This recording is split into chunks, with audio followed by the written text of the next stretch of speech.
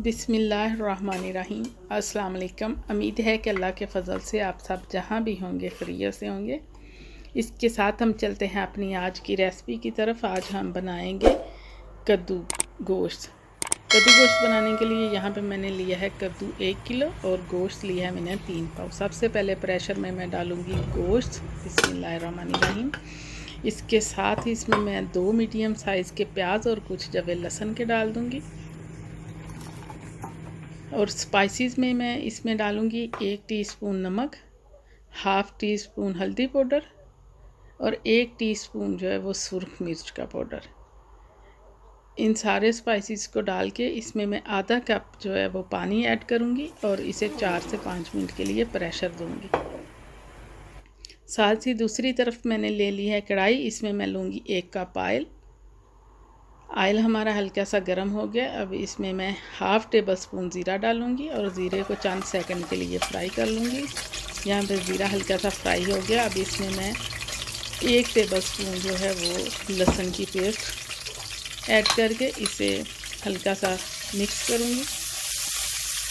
इसके साथ ही इसमें 1 टेबल स्पून जो है वो मैं अदरक की पेस्ट शामिल कर दूँगी। अब लहसुन अदरक की पेस्ट को मैंने अच्छे से फ्राई कर लिया। अब इसमें मैं टमाटर ऐड करूँगी जो मैंने लिए हैं 2 बड़े साइज़ के। इनको भी लहसुन अदरक की पेस्ट के साथ अच्छे से मिक्स करूँगी और आंच जो है इसे स्लो करके इसे 2 से 3 मिनट के लिए कवर करके पकाऊँगी ताकि टमाटर हमारे अच्छे से गल जाएँ। यहाँ देखें जी 2 से 3 मिनट हो गए। टमाटर हमारे अब अच्छे से गल चुके हैं। अब इनको मैं इस मसाले के साथ अच्छे से फ्राई करूँगी ताकि जो भी एक्स्ट्रा पानी है वो सारा पानी वगैरह खुश्क हो जाए। इसके साथ इसमें मैं अब स्पाइसेस ऐड कर दूँगी। स्पाइसेस मैंने गोश्त में भी डाले थे और इसलिए इसमें मैं अब कम डालूँगी। हाफ़ टी स्पून मिर्च सुरख मिर्च का पाउडर और 1 टीस्पून नमक और हाफ़ टी स्पून जो है हल्दी पाउडर। नमक मिर्च आप अपने टेस्ट के हिसाब से लें। जितने स्पाइसेस आप पसंद करते हैं आप उस हिसाब से लें। इसके साथ ही इसमें मैं 1 टेबल स्पून धनिया पाउडर शामिल करूँगी और 1 ही टेबल स्पून जो है ना वो ज़ीरा पाउडर शामिल करूँगी। इन सारे मसालों को मैं अच्छे से मिक्स करके 3 से 4 मिनट के लिए इस मसाले को बहुत अच्छे तरीके से भूनूँगी ताकि हमारी जितनी भी मसालों की और या मिर्चों वगैरह की स्मेल या इनका जो कच्चापन है वो बिल्कुल ख़त्म हो जाए। मसाला हमारा जितना अच्छा भुना हुआ होगा रेसिपी भी हमारी उतनी ही अच्छी तैयार होगी। हमेशा मसाले को बहुत अच्छे तरीके से भूनना चाहिए।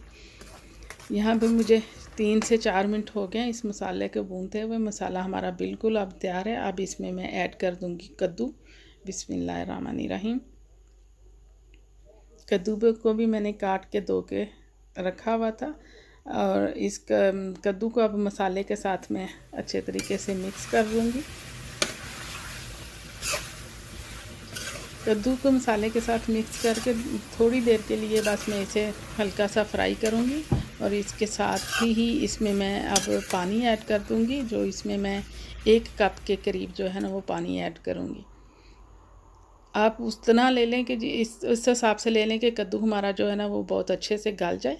हमें इतना ही पानी इसमें ऐड करना है। यहाँ पे देखें कद्दू हमारा जो है ना वो काफ़ी हद तक गल चुका है। अब इसमें मैं ऐड कर दूँगी 5 से 6 सब्ज़ मिर्चें और इसे कवर कर दूँगी। यहाँ पे गोश्त भी हमारा गल चुका है।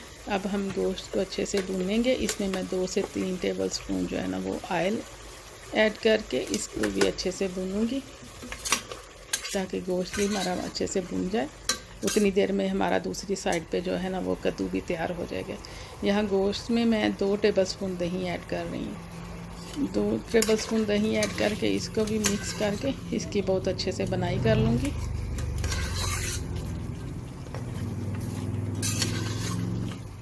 यहाँ पे देखिए गोश्त हमारा जो है वो बहुत अच्छे से भून चुका है। कद्दू हमारा जो है वो भी गल गया है बहुत अच्छे तरीके से। अब इस गोश्त को कद्दू में मिक्स करूँगी। कद्दू को गोश्त में मिक्स करके इतने अच्छे तरीके से भूनना है कि जो इसका ऑयल है वो सेपरेट हो जाए। इसके अंदर बिल्कुल पानी वगैरह कोई नहीं रहे। बहुत अच्छे तरीके से इसको हमने भूनना है। और यहाँ पे गोश्त और कद्दू हमारा बहुत अच्छे से भून चुका है। अब इसमें मैं half teaspoon black pepper, काली मिर्च का पाउडर ऐड करके उसे भी मिक्स कर दूँगी। यहाँ देखिए जी, कद्दू हमारा माशाल्लाह बहुत अच्छे से तैयार हो गया। अभी इसकी गार्निश के लिए यहाँ मैं इसमें डालूँगी सब्ज़ मिर्चें, गरम मसाला और सब्ज़ धनिया। अगर आपको हमारी आज की रेसिपी पसंद आए, हमारे चैनल को सब्सक्राइब करें, वीडियो को लाइक करें और शेयर करें। इसके साथ हमें दे इजाज़त, अपना बहुत सा ख्याल रखें, हमें भी अपनी दुआओं में याद रखें। इंशाल्लाह फिर मिलेंगे अगली रेसिपी के साथ। अल्लाह हाफिज़।